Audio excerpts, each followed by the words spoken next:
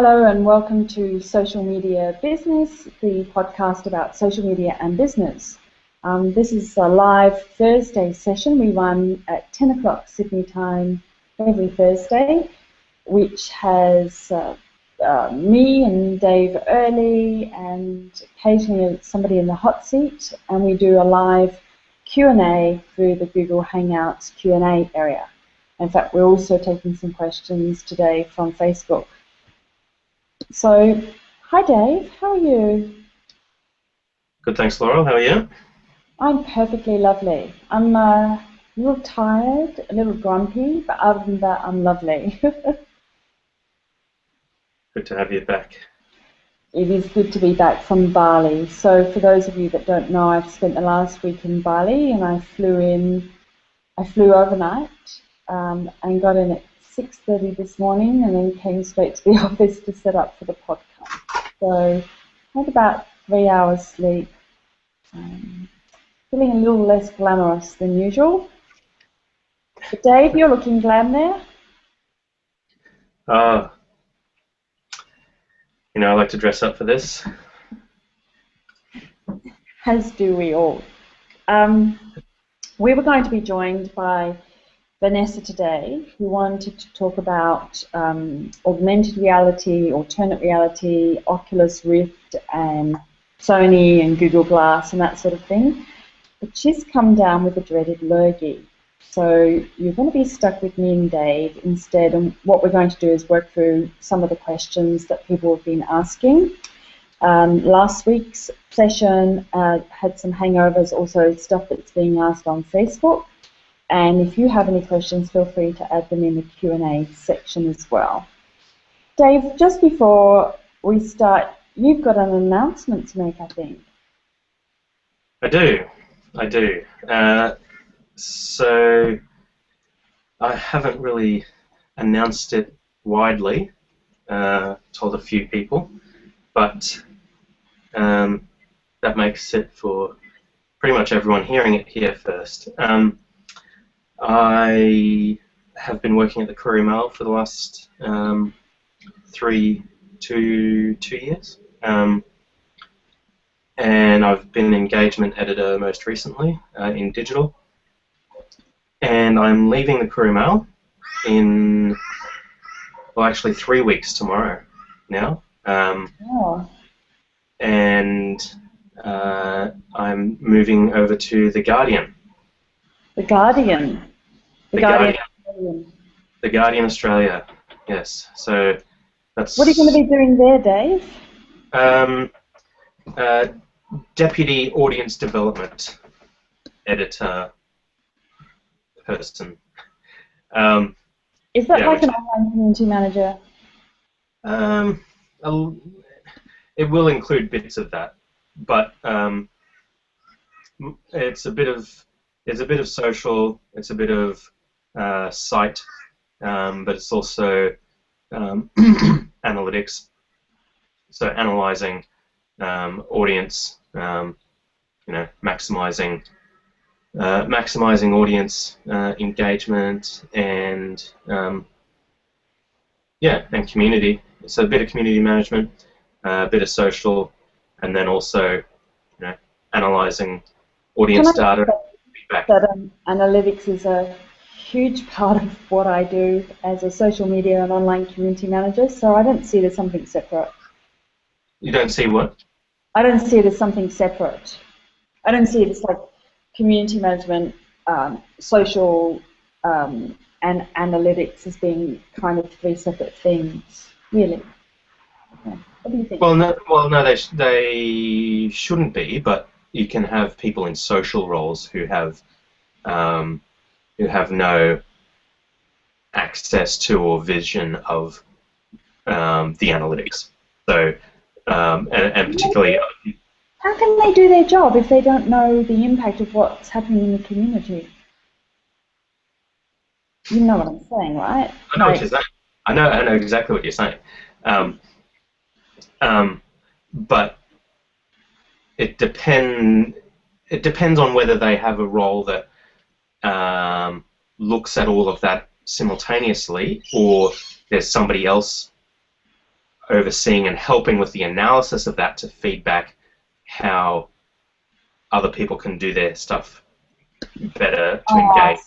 Yeah, there are situations where customer service are managing the, if you like, the frontline day-to-day interactions on social, so they're answering questions and they're putting up the stuff, but the whole conversation diary is being built around from PR, marketing, and customer service, and a whole area, different areas of the company are looking at the analytics, looking at KPIs, and then developing campaigns and activities for the community off the base of that.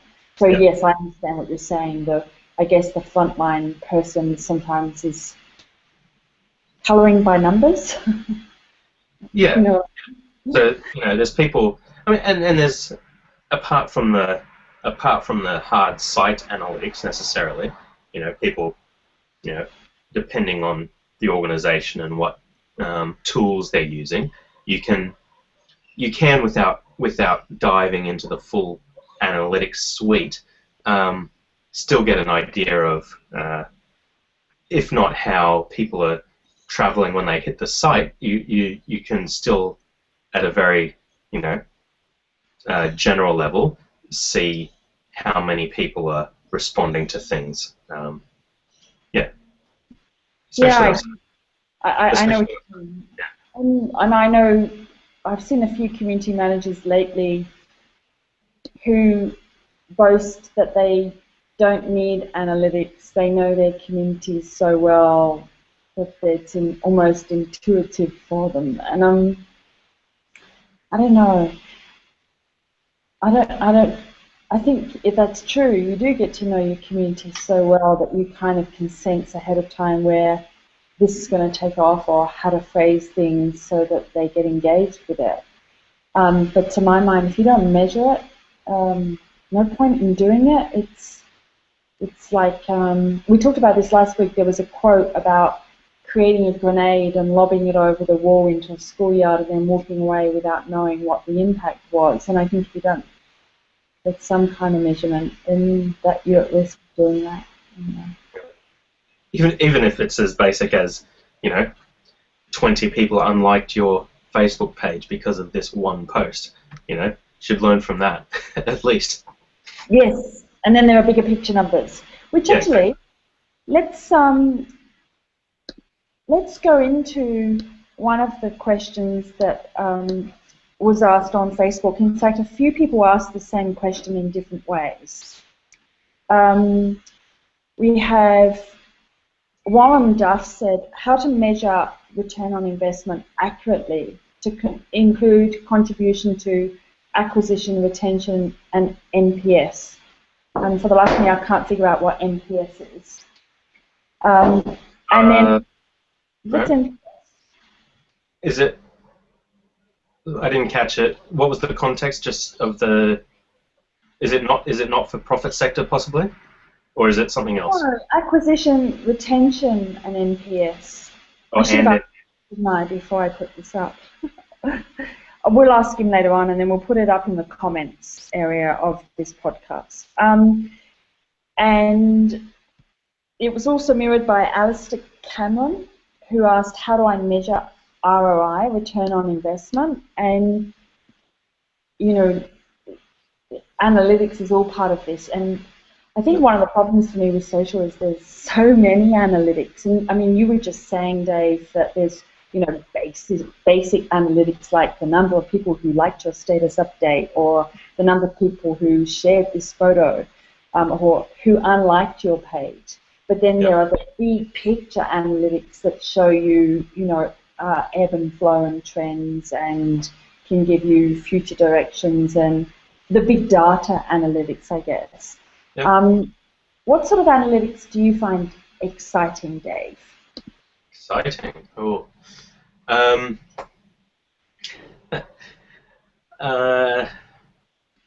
you like graphs, pie charts, YouTube insights? I don't know.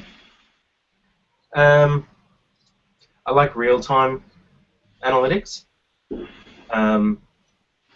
So, if there's anything to get excited about, I guess it's seeing real-time traffic spikes based off of when something's going viral and you suddenly see it go mad. Yeah. You can seeing immediate impacts of something that's worked from a social post. You can see you've hit post, it's going up, and there's direct correlation, and that's very simple to see, depending on the tools you have, and so that I guess that's exciting, but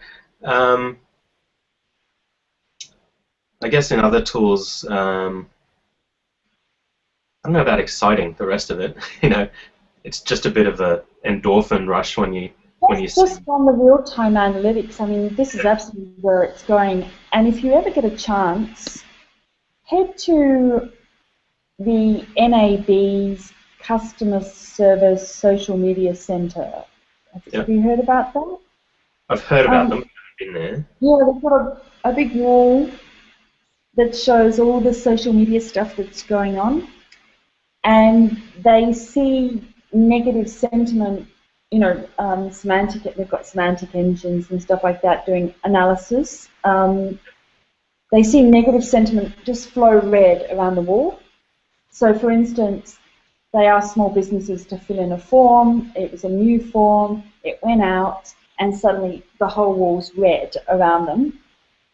Yeah. And they monitored the conversations in real time, what the issues were. People just didn't understand the form. So they put up a blog post and a video and something else which said, just quickly, this is how you fill in the form. It's really easy.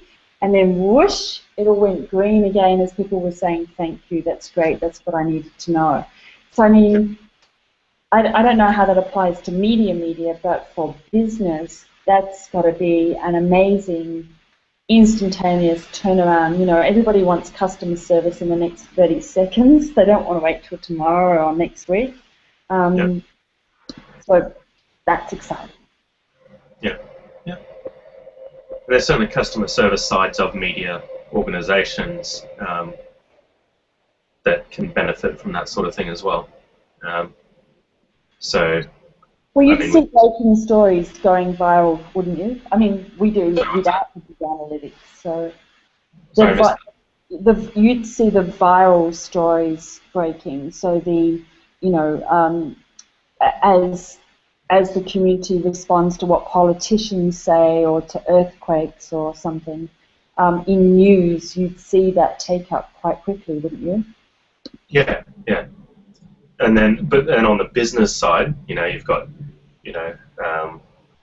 I guess, particularly for something like a newspaper, you've got distribution, newspaper, like, actual distribution complaints and delivery and subscription queries and all that sort of stuff that is separate from the editorial side of just delivering news, where they have a whole customer service side that really goes to, what you were talking about that NAB has, where you really do need to, it is responding to customers and keeping customers happy, really. I think one of the issues is that a lot of these organizations are still depending on themselves to do customer service and to make the customer happy, so it's still B2C and C2B in social, whereas most community management benefits come from C2C, where customers are helping customers. So you see this on Telstra's Facebook page has a 24/7 customer service area, and I think another one which is crowd support customer service. I just want to throw statistics up, so let me just get into the screen sharing area, because I find this absolutely fascinating, that if you go to, this is an old article I wrote, 2006, 8 years ago. I don't know how clear this is on the screen. Let me just make it a bit bigger.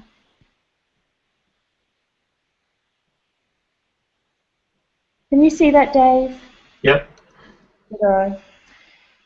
So customer support services are 5 to 10 times more cost effective than phone support. And there's a new report out from one of the UK companies which mirrors these statistics, even though these ones are old, that they have the same sort of results. Because every time you can have a customer tell another customer how to fix a problem, that's a phone call you didn't have to take. I don't know how you'd apply this to your media distribution area, but maybe if somebody said on Twitter, my newspaper was late today, and somebody else said, yeah, mine was too, and then a third person said, oh, I rang up and they said that the guy was sick and they'll be delivered within the hour, that's a whole bunch of calls you guys didn't have to take. Yep. So you really see the benefit. I mean, Microsoft's done this for years. Very few people ring Microsoft for support. They usually go onto forums and ask other customers for help, and the customers help. I find things like acquisition of customer costs dropping and being able to measure that you can attract new customers for $0. And I think that's a tricky one for people to understand, that social is really not about the company talking to the customer, it's about the customer talking to other customers.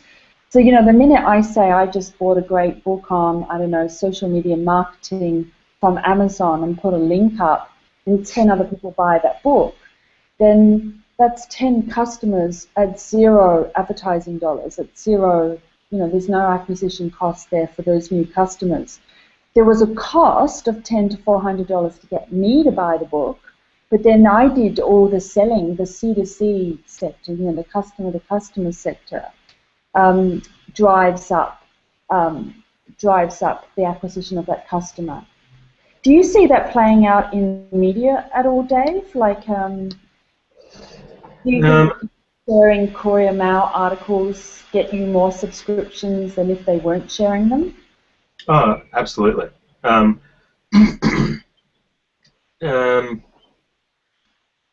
it's not people, it's definitely not people sharing, you know, I hit the Courier Mail subscription paywall and I loved it so much when they asked me to sign up that I shared it with my friends. It's more an indirect result of the sharing of the article. So the sharing of the story. So, you know, it's the metered paywall is what it is. People get so many articles free and then are asked to register for some more free ones, or subscribe to get paid, subscribe to get unlimited access. But the more people seeing that process, the more transactions you get through, pretty much. So, you know, if people, you know, some people complain, some people realize that I've hit my free articles limit, but I still want to read this, so I'll register to get 3 more free articles. And so you do see that you get extra. The more times that the more times that process of putting the question before them happens, and that happens when you get something going viral and more people seeing it, then the more success you have in getting people through the subscribe process, which isn't necessarily, you know, customer to customer sharing of that subscription or registration, because they wouldn't do that. But indirectly, you're getting that result just from the viral sharing of articles. Yeah, I guess I'll just come out of the sharing section again for a second. But it seems to me that what you're looking at is the quality of the articles sells the subscription, and the customers are sharing the quality of the articles as opposed to the idea of a subscription. And I often think about, the best sales is where you're not doing sales. You're just showing a great product. You don't. You, Yeah. and as somebody who presents at conferences a fair amount, it drives me balmy when people get up and go, "These are my products, and you can hire me, and I'm a great consultant." I'm like, I just get up and I go, "You do A and you do B, and this is how you do C, and if this interests you, talk to me afterwards." And maybe 3 people out of 100 will, or maybe 80 people will, but you have to kind of go, let me place the social object in front of you, because that's the important thing, and the rest of it's around that. And I wonder if that's changing the whole nature of social sales. Just to digress for a moment, Christopher Lawson has asked a question in Q&A. How do you both feel about the use of tools like Buffer to try and pinpoint times of peak engagement? Are there any other tools for pinpointing peak social sharing times? Are you familiar with this concept, and are you guys using any tools? Are you personally playing with any, Dave? This automation tool? I'm not for I'm not so much for work. Like I know when the peak times are generally for Facebook, just based off the Facebook insights, and historically when stuff does well, like for any page, well, for most media pages, and I'd say any page. Well, no, it would be the same for any page, because when people are on Facebook, in Facebook Insights, if you're a brand page manager, you can see the people times for every day and see. Let me just bring that up for a moment, Dave, and I'll get you to talk over it if that's okay. Yep. I'll just say I'll just give a shout out to Chris and say hello. Chris used to work with me at Quest Community Newspapers when I was digital editor there, and really? I hired him as my deputy digital editor, and then he was digital editor at Quest when I went to the Courier Mail. He's at SBS now. Oh, okay. So thanks for watching, Chris. Now, where is it again? It's under posts, isn't it? Peak times? Yes. So which page is this? Sorry? Your page? When your fans are online. Yeah, when your fans are online. This is just my little... Yeah. So when you're looking at that... Yeah, let me go back to it. Yep. That's pretty standard, like the curve. You don't even need to worry about the numbers.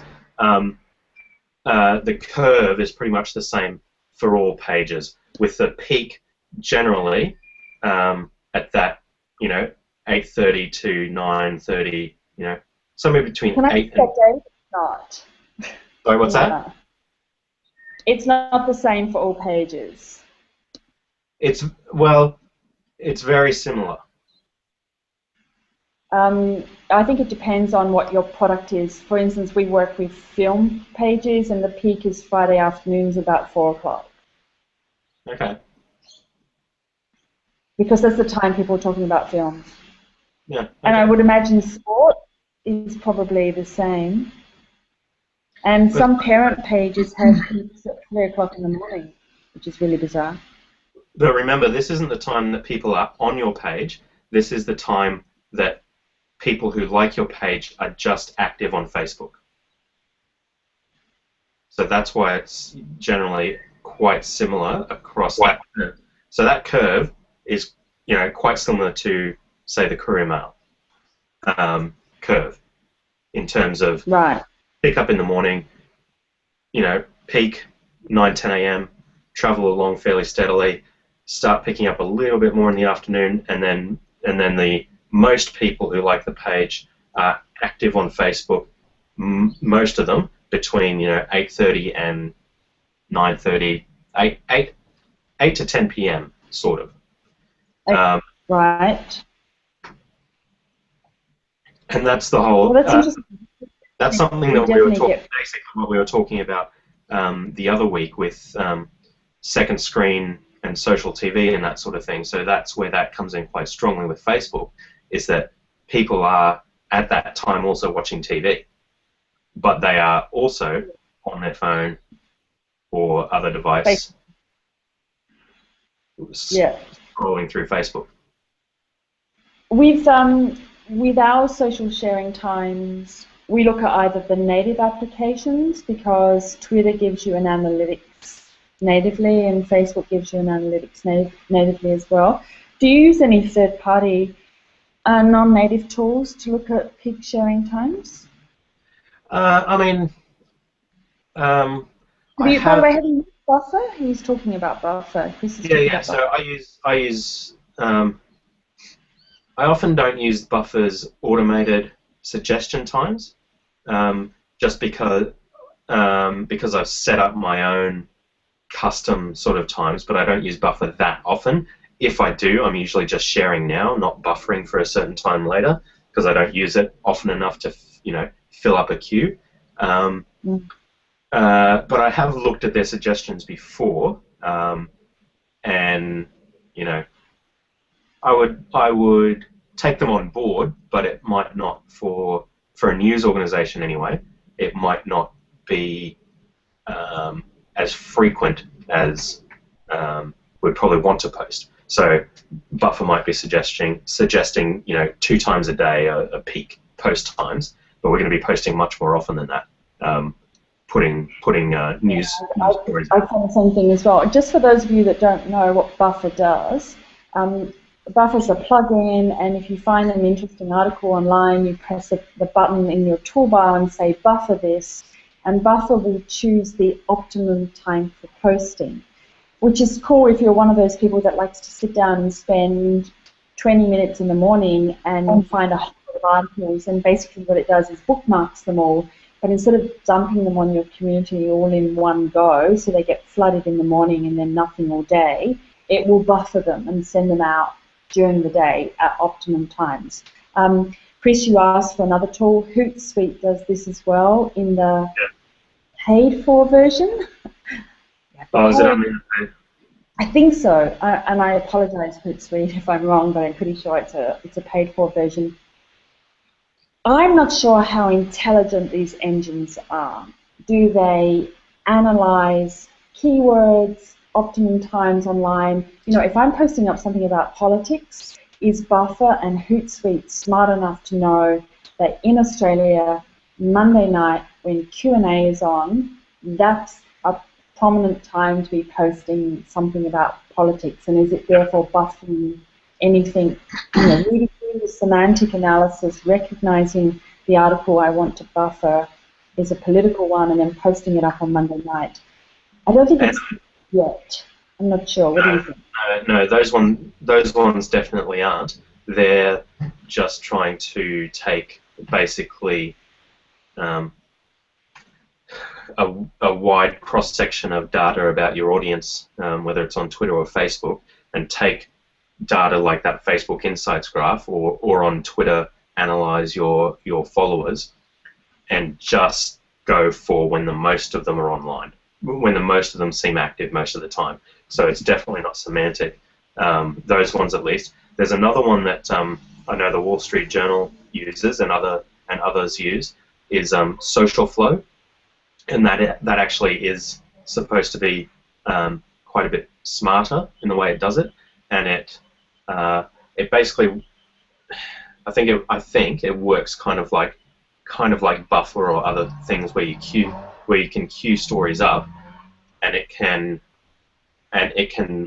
but you don't choose the time necessarily. It chooses the optimal time to shoot that out based on activity going on your pages, like on your website or on your pages, and what people are talking about, or a topic that's starting to trend or something like that.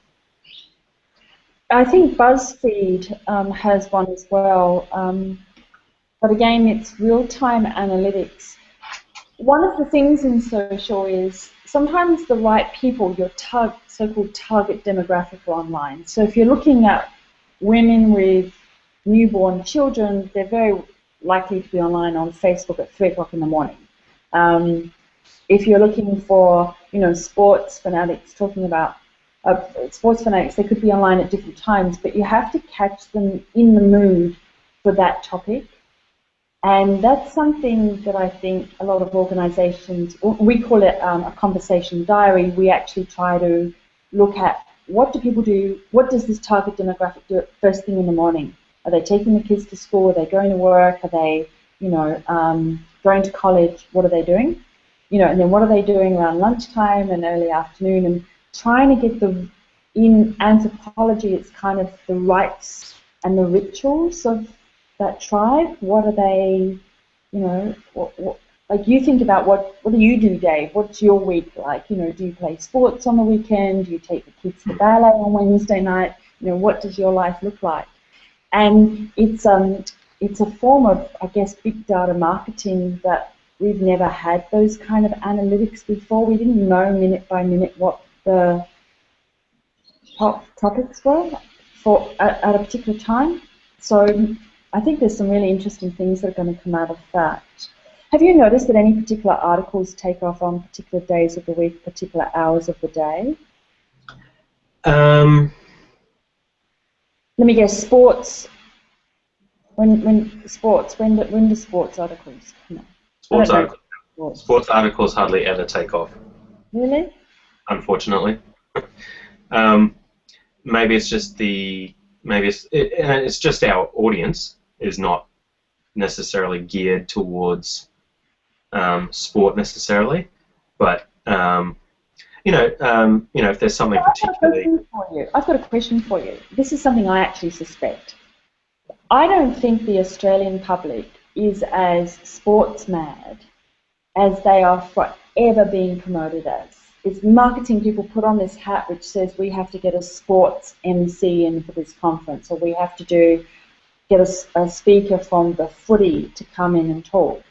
And I look around the audience and I never see them as engaged and inspired as everybody thinks they're going to be. I think this sports thing's a bit of a myth. I'm wondering. I don't think so. Sports. I mean, the sports audience are highly engaged with sports because that's their niche area interest. But on a page like ours, probably, like on a page like the Courier Mail, which is just so broad, it's just taking any news interest and just trying to appeal to the entire audience. Then in that situation, I guess that's when sport isn't necessarily going so, unless it's something really good, like Lance Armstrong admitting to be a cheat, or something spectacular happened at State of Origin or something like that. But your everyday has to traverse the boundaries of one tribe and get into many tribes, because Lance Armstrong admitting he cheated is something that non-cyclists, people who are not interested in cycling, not interested in sport, would also find an interesting story. So is that what you're saying? It has to be kind of a broadcast rather than a niche thing for it to take off? Yeah. I mean, I think on a page like the Courier Mail's page, which is highly, highly niche. Very broad. So if you get too niche, people lose interest. In terms of topics that do well, I guess, and at a particular time, in the evening, something about TV or something that appeals to women does quite well. Okay. And why is that? I think TV mainly related to the people are watching shows at that time. So Why women? Why women? Why evening for women? I don't know. I don't know. Maybe Me either. they're If you're out there in podcast land, in Google Plus land or YouTube land, know why articles interesting to women would be responded to in the evenings, let us know. It's possible that women just do 3 jobs. They're running a house and running a job and doing all the other stuff, and maybe that's the time they get to do social. that's the time they finally get to Play around with on Facebook. sit down and relax. Can I just shift us back onto the ROI question? Yes. Or was there something else you wanted to add? There was something I was going to say, but it slipped my mind already. So, Well, yeah. make a little note. I'm just going to spend a minute or two on the next section of the ROI question, and then we can come back to you if you want, Dan. Okay? Yep. So I'll just go back into the screen share. I'm just putting this up on the screen because I can't remember the numbers. And this is an article that I wrote some time ago. Let me just go to it over here. And what is the value of a tweet or a Facebook fan? And what I wanted to do was go through and have a look at group buying and a whole range of different other things, and just make sure that I was collecting the data that I needed.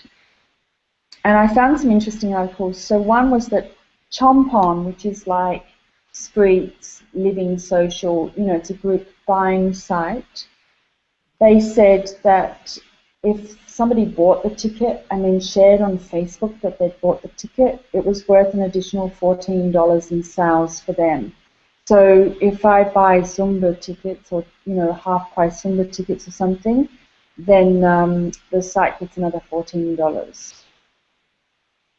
By the way, tweets are not worth anywhere near as much, but that's because they're more of a broadcast nature.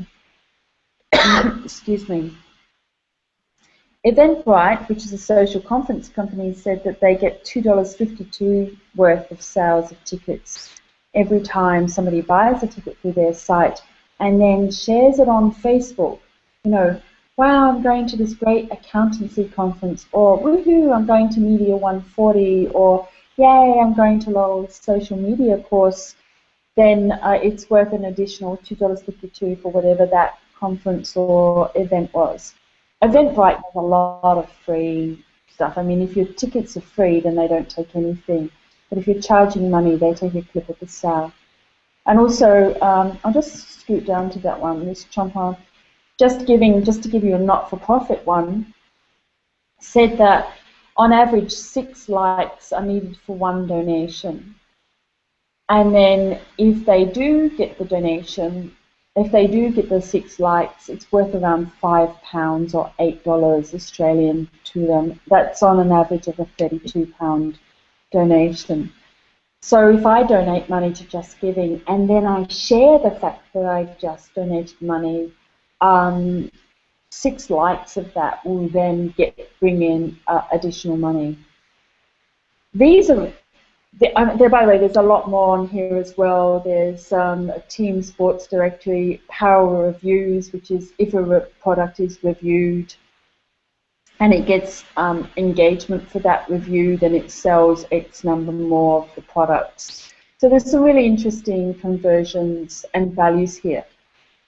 And I guess... Go on. Well, and it also depends, like you're targeting business and I guess sales ROI, dollar ROI, but donation.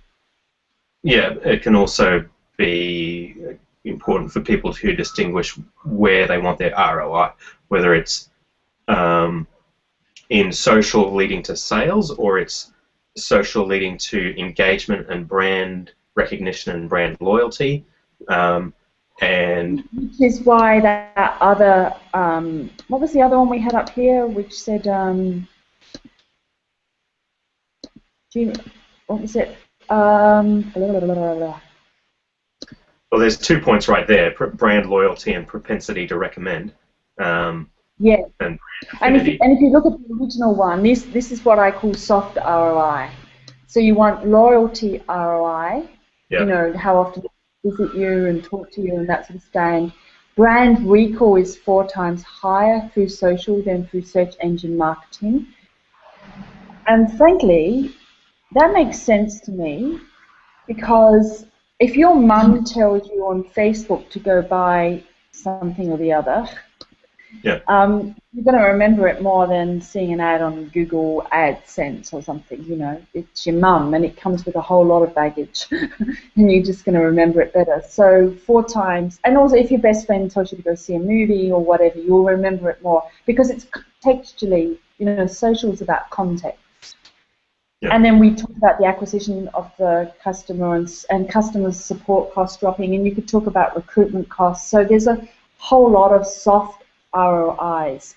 But I do get cross, and not everybody, but a lot of people assume that the return on investment in social media is all soft, that it's all social, that it's all those soft skills. Because I think you can see in the other thingy that there is, you know, hard ROI as well, dollar figures. Yeah. Is there a, do you Sorry. think companies are focusing too much on one rather than the other? Sorry, I missed that. Do you think companies are focusing too much on soft ROI versus hard, or do you think some CEOs don't see the hard ROI, that they don't understand how social increases the bottom line figures? I mean, do you think there's an issue there? I think definitely. There's probably it's probably less apparent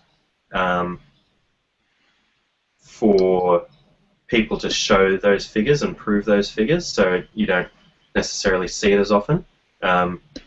And not that it should be. You know, you should have people who can follow those streams in the analytics and interpret, you know, and report back on exactly what sort of conversion you're getting from social and that sort of thing. But I think a lot of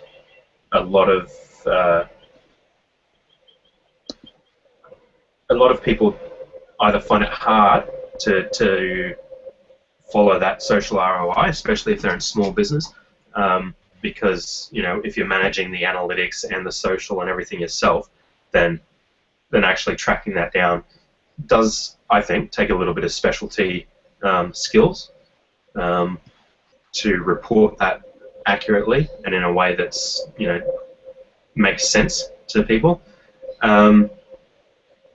That's an excellent point, because I think there's a bit of a thing at the moment where is it like companies think that we were talking before about companies or community managers and companies working so much on intuition. And there's an intuition which says, if I talk to people about my product and I'm passionate and knowledgeable about it, then they will come. And 9 times out of 10, that works. But because they don't have a measurement tool to say, I got extra people in my store, I got extra phone calls, you know, I'm doing exit interviews every time they leave the store. I ask them, how did you find me? You know, who told you about me? And it's not enough to say, I found out about you from a friend. You need to hear, I found out about you from a friend who shared a post of yours from Facebook, you know. And maybe that's the key, that there isn't those. Are there tools that small business can use easily and cheaply, Dave? Do you think? Not, I don't know, because that's never been something I've had to Worry about. Yeah, because I'm, you know, on the editorial side, I very rarely see the dollar figures of anything, or the, I guess, conversion journey that happens, that is, you know, purely a, you know, sales, acquisition, or marketing based thing. But in terms of, it is good to remind people as well, though, that in terms of the soft ROI, that fan numbers aren't. It's always important to remind people that fan numbers aren't a good indication of soft ROI. I mean, it is good to grow a fan base, but if they're not engaged, you can have a small fan base that is highly engaged and delivers good results and good soft and hard ROI in dollars and the soft ROI, because they're a niche audience that's highly engaged. So you can see that in any niche community. Like just off the top of my head, because I remember reading about it recently, was like cosplay. They're a small niche community. They're not going to necessarily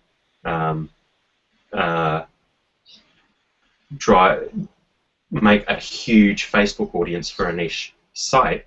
Like, not necessarily going to have a huge Facebook audience, but because they're niche and dedicated, they purchase. They're highly engaged with purchasing cosplay and other fantasy-related clothing, products, everything. So you don't need that high number.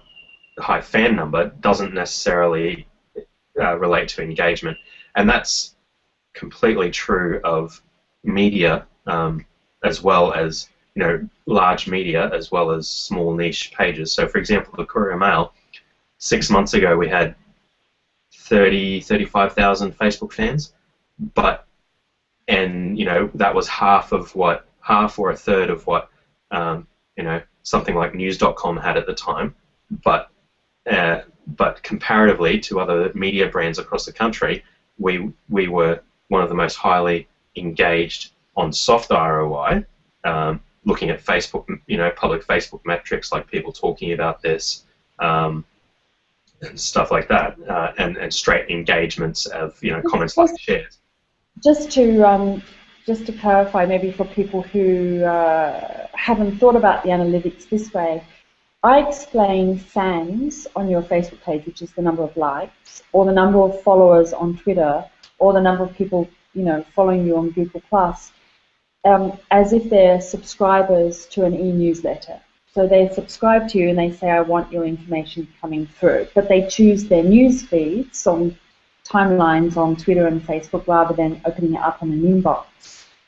The engagement, or PTAT, which is people talking about this, actually shows you that they opened the email, if you like, an email subscription. They opened it, they read it, they clicked on it, they forwarded it on, and they acted on it. And because social is all about them taking the social object and then forwarding it on, then obviously the number of subscribers you get, some Facebook pages have 72 million fans, but the open rate of their e-newsletter, or the number of people that subscribe, is less than 0.5%, which makes the rest of that 72 million, it's like having a dead email database, I think. Don't buy fans, there's no point. It's almost worthless. And that's the thing. I would say it is worse than worthless, because one of the things that Facebook does is it says this social object, and this is where news organizations really struggle. If it's a sports article, Facebook is supposed to look at the article, recognize it's about sports, recognize which of your fans have engaged with this before, and then deliver it into that particular tribe, because it's doing marketing. It does market segmentation, big data market segmentation, actually really well. And what I find fascinating is people who go out and buy fans, maybe there are hairdressers in outside of Sydney or Brisbane somewhere, and they go and buy a whole lot of fans in India. Suddenly their status updates on their Facebook page is doing really well in India and not doing very well in their local area. And I know that example as an exact example from a student actually in a class. So purchasing fans. I know, and it's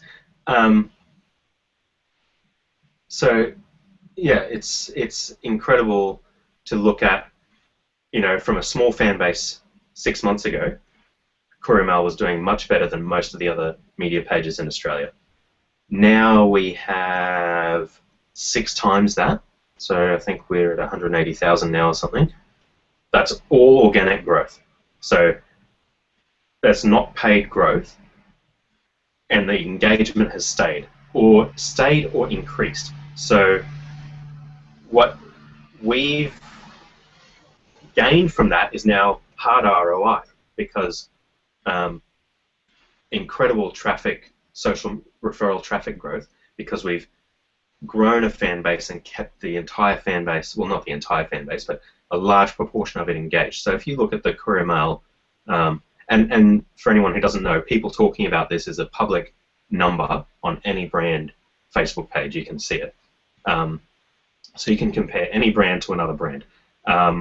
So, we see that we get people talking about this comparative to our peers, I guess, in Australia. The Courier Mail has double to 3 times people talking about this than most of the other media brands in Australia. Let me just throw this up on the screen. It's Coca-Cola's. So yep. I don't know if you can see it. Let me make this a bit bigger. Can you see it clearly? Yeah, I can. I'm on a big screen. I can see it clearly. Okay. Well, it says they've got 83 million likes, yep, and 738,000 people talking about this. Yep. And in fact, if I click on 83M, although this has changed recently, so we might not be able to see everything. Yeah, that has changed with the new Facebook layouts. Oh, no, this is still the old one, I think. Yeah, this is the old one, which is more helpful, really. Yeah, the old one gives you the whole year and tells you what was the most popular week. It also tells you the most popular city. Now, this is fascinating because about a month ago, the most popular city was somewhere in Asia. I think it was Thailand, and now it's Mexico. And you can also see the viral spike activities. I've been tracking Coca-Cola's page because I teach this in my courses like once a week for the last 6 or 7 years. I'm pretty sure these spikes are almost always competitions. But people talking about this versus new likes. So if you like, a new like is a subscriber, like your email newsletter or something, and people talking about this is your reach, your exposure or reach. If you want to put it into old world media, a like is somebody who bought the magazine, and then people talking about this are people who read the magazine in the cafeteria or the train, so they didn't necessarily buy it. They weren't the original recipients. They're the people who got it forwarded on and passed it on to others. So, yeah, it's kind of interesting. And people should remember that while people talking about this is kind of like reach, it's different from the way that Facebook uses the word reach. People talking about this is a hard ROI, really, I think, because it is the actual number of people, I mean, according to Facebook, who have liked, commented, or shared any content that you've put on your page. Or if you do offers and things like that as well, then it's people who've responded to, basically people who've responded with likes, comments, and shares to any content you've put on your page. So that's a hard ROI, in my opinion. I agree. But the important thing is the minute they like, share, or comment, what they're actually doing is they've suddenly become the channel. So they see the social object and they go, oh, that's cool. My mum would like that, and they chuck it onto Facebook or Twitter or wherever. And the minute they do that, then they become the medium. They become the channel, and that's what social media is. It's turning the person who receives the object into a channel, into their channel. And the sexiest thing about this is people know people like them. So, we look at the Scania pages. I don't know if you know, but Scania is a B2B company. They make trucks and they make fire engines, and it's a fairly niche group. But when they get engagement, they get it with people who like trucks talking to other people who like trucks. Like, it's not going to be talking to me or a 17-year-old girl or anybody. It's the target demographic talking to the target demographic. If we have a look at if you have a look at Facebook ads, I mean, this is what I think the killer is with social ads, is this ability to say, I want to, under locations, put in a town like, I don't know, Wagga Wagga in New South Wales, in the country area of New South Wales, and say I want to, target 18 to 19, none of the old target demographics of 16 to 45-year-olds. You can get them within a year. Women who, I don't know, like languages. I want, like Lady Gaga. Yeah. And then seeing, even if you don't do the ad, if you're not interested in the ad, you can see the exact, well, there's less than 1,000 people, women who are 18 to 19 in Wagga Wagga who like Lady Gaga, but that's because the target group is too small, or is very small, but you could literally, just get that group and target them, and I think that's always got to be fascinating, that you can use this big data to find out how many people in this town like this topic or like this subject. Yep. Do you think newspapers will ever move their advertising into this area? Sorry, what's that? Do you think newspapers will ever move their advertising into this area? Into social ads? Oh, definitely, and they already are, but are you talking about advertising departments actually helping sell ads into Facebook, that type of advertising, or newspapers advertising their own content in Facebook ads? I'm talking about, as an advertiser, if I come to a newspaper like a news property or Guardian or someone and said, hey, I'd like to put an ad out and I want to target to your online audience who are 22 to 25-year-old girls that live in urban areas. They buy classic brands like Louis Vuitton and Burberry, and they have high-paid jobs, and they like overseas holiday destinations of X, Y, and Z, and their hobbies are yoga and Pilates. Can I advertise to them? You know what I'm saying? I know what you're saying. Profile-based ad. So basically, advertising to the entity's Facebook audience. To the what audience? So actually the media entity's Facebook page, advertising to a segmented version of that audience. I don't really care. As far as I'm concerned, you're accruing eyeballs, and I want to target just as a tribe, a subsection, a swarm of those eyeballs. I don't want the whole of a media. Yeah, that's what I mean. But I don't care if it's on Facebook or Twitter or on your website. I just want to know that you can deliver my content into that tribe.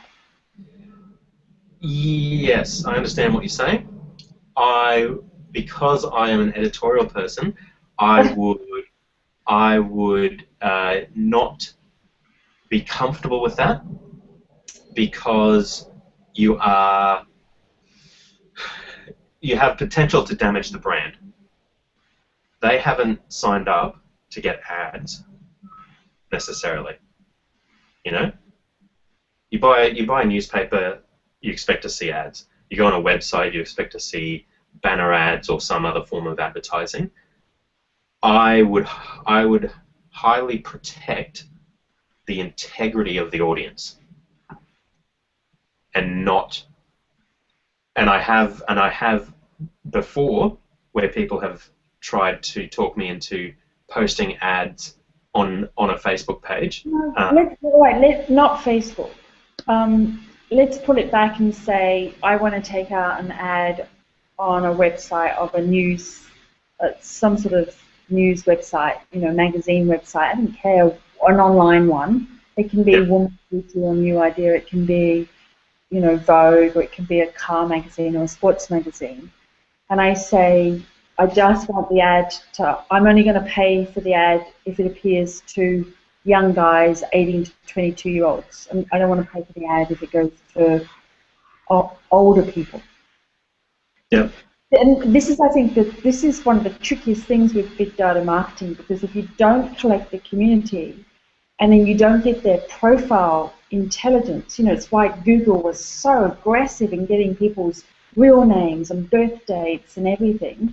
It's because they knew that Google AdSense could only target ads based on keywords. They couldn't target Laurel specifically. And that whole idea now that, Facebook's onboarding, offboarding, whatever it's called, their ad platform, which means I might be reading a newspaper in the future and I'll be on the sports page, and if I don't know, just had a baby or something, I'll get baby stuff ads on the sports page and on the entertainment page and on the news page, because as I go through and read the online newspaper, it's using my Facebook data to deliver the ads around content. And I just think that that's something that maybe newspapers are missing out on as an ROI. Like, there's marketing, there's gold in that marketing intelligence, Yeah, and I think they are or can, if they better utilize the data. So I'm not sure if they're offering that, and again, because I have no involvement with the advertising departments, I don't know if they can offer anything like that, but you should be able to, based on the we think you should be able to, based on the data that you've already got about site visitors and things like that. Okay. We should wrap it up because I've got to go. We will need to wrap it up. I just want to show one more slide, because it was the third part of the ROI. At the end of that, we'll only take a second to do this. So if I just go back to the this section. With monetizing social media, which I think we took soft ROI, which was brand recall and customer loyalty and customer service cost dropping, and then we talked about hard ROI. So every time a customer shares something, what's it worth dollar-wise?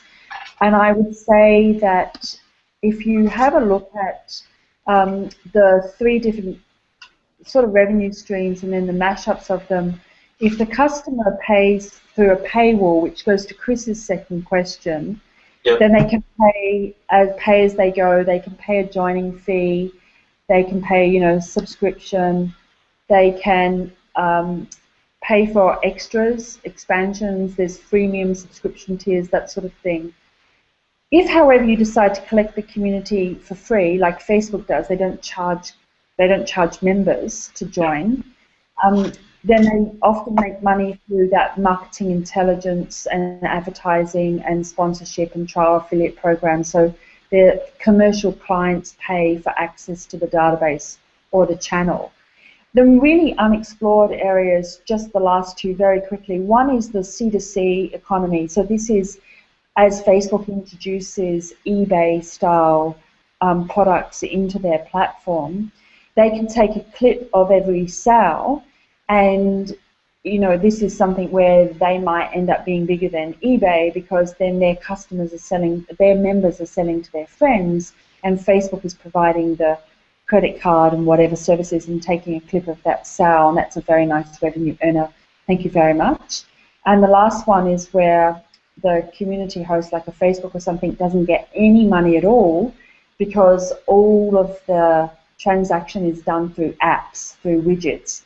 And Apple put a stop to that by insisting that if there were in-app purchases, that they got a clip of those sales. So that's why Amazon doesn't sell books anymore through Apple apps, because Apple was trying to monetize, their kind of commercial clients or direct to member relationships in this way. So I just wanted to check that out there, because I don't think a discussion on ROI and monetization probably would be complete without looking at that. Just quickly, Dave, any thoughts on that? No. I guess the old argument of paywall versus advertising versus all the other revenue streams. Yeah,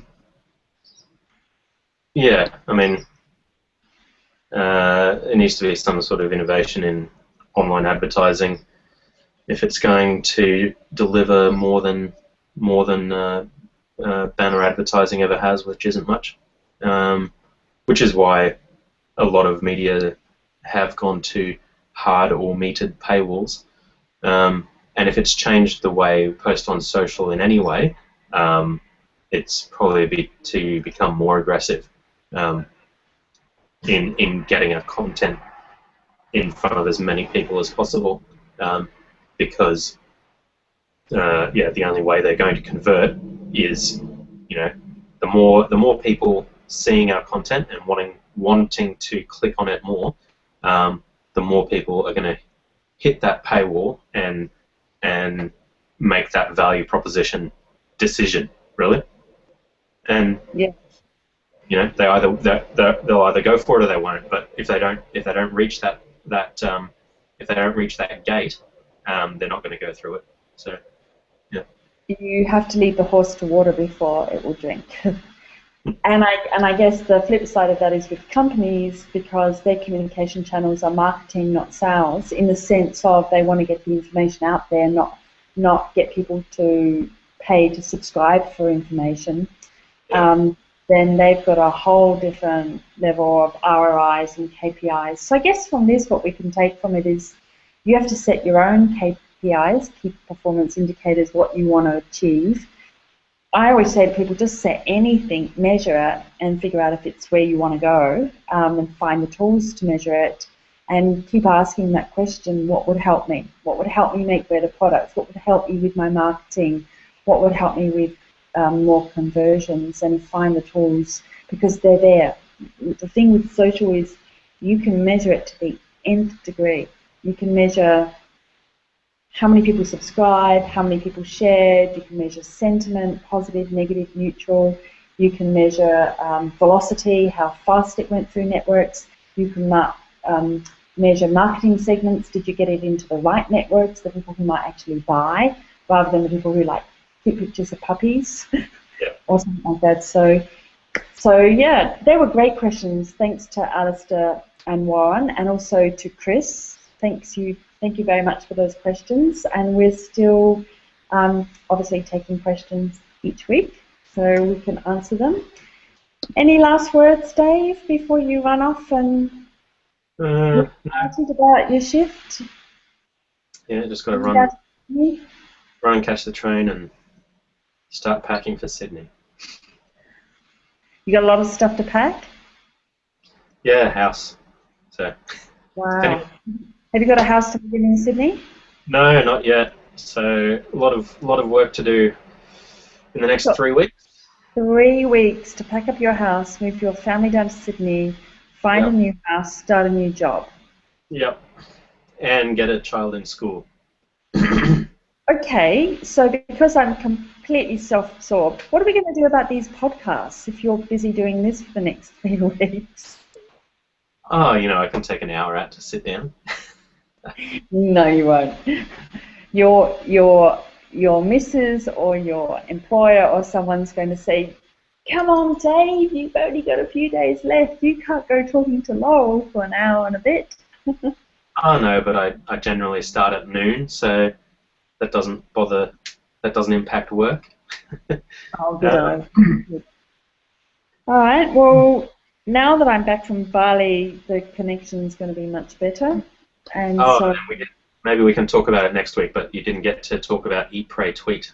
Oh, Eat, Pray, Tweet in Bali in October. Yes, that's what I've been to Bali organising. So maybe we can talk a little bit about that next week. So perhaps the thing for next week is work-life balance, because we can talk about automation tools, we can talk about a whole range of different things.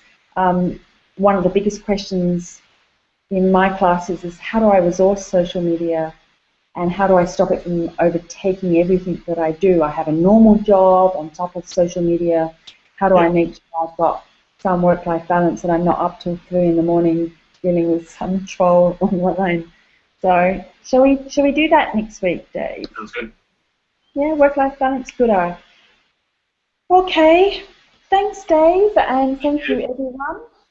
And we'll see you next Thursday, 10 a.m. Google Hangouts or YouTube. You can watch it either place, Sydney time. And if you've got any questions, let me or Dave know. Dave is Early Edition on Twitter. And Dave Early on Google+. And I'm Laurel Papworth on Google+, and Silk Charm on Twitter. Until next week, see you then. Bye. Thanks, guys. Bye.